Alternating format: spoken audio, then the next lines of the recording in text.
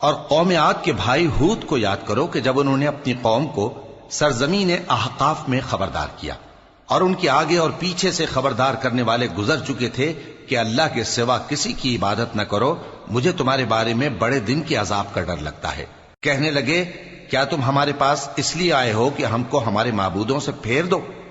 اگر سچے ہو تو جس چیز سے ہمیں ڈراتے ہو اسے ہم پر لے آؤ۔ پیغمبر نے کہا کہ اس کا علم تو اللہ ہی کو ہے، اور میں تو جو احکام دے کر بھیجا گیا ہوں وہ تمہیں پہنچا رہا ہوں،